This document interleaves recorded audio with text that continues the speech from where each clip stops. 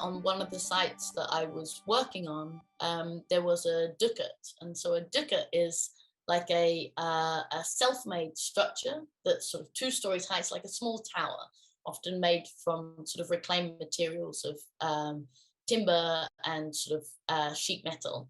And what they're made for is for keeping pigeons in. And it's often, this practice has kind of quite a long history in working class communities. And you find them in Glasgow still dotted around on various sort of bits of vacant and derelict land. So I came across sort of this structure, and then I also met the person that owned this structure, and I spent sort of 2 afternoons together with this guy in his little shed that he'd also built next to his pigeons, sort of, you know, holding and cuddling his pigeons and actually just talking about life in general. I'd sort of walked into that situation sort of in the back of my mind with a whole load of research questions that actually in the end I realized were completely inappropriate to the situation. And we just shared together our own, and exchanged our sort of own kind of reflections about things, you know, just daily life and challenges in life. And this guy had been on this site, he sort of had his ducat there for 30 years. And throughout that time, he'd been in and out of prison, and his pigeons had sort of been this real mainstay for him, this sort of kind of, you know, had sort of, you know, been this sort of rock to come back to.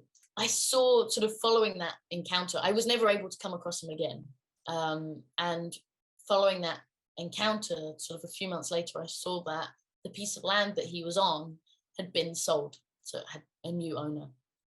And then a planning application came up for that piece of land. And what I could see was interesting in the planning application was that in the UK, when you sort of have a large planning proposal that's going through, you often also have to deliver a list of all the local residents that you're going to inform of what's happening, so they know if kind of building works are coming, and that also if they have grounds for objection or they want to express their opinion, they have the opportunity to do so.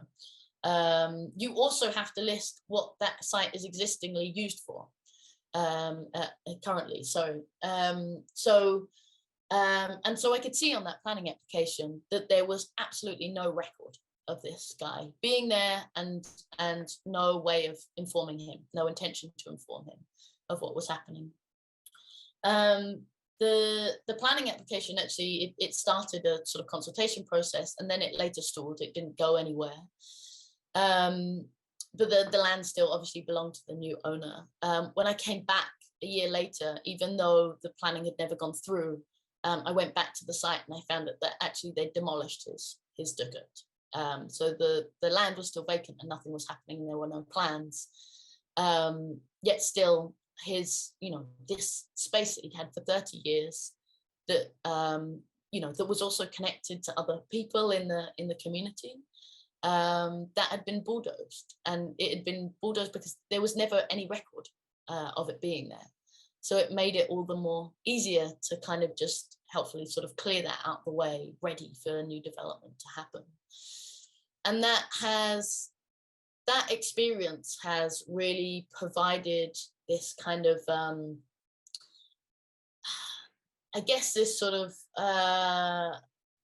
you know, this sort of guiding direction for me throughout my research as well. Again, coming back to the issue of self-doubt as well, about, you know, whether I should be, you know, whether I have something valuable to say in this policy discussion, for instance, that actually that firsthand kind of witness of someone losing a place that was, you know, incredibly important to them, and the fact that they never even had a chance to represent themselves or have their own say, has continually reminded me of how important it is that I do speak up. I do use my position of privilege as a researcher, you know, to engage in these policy discussions, to keep pointing out the fact that actually, you know, there are other people here that are marginalized in the conversation.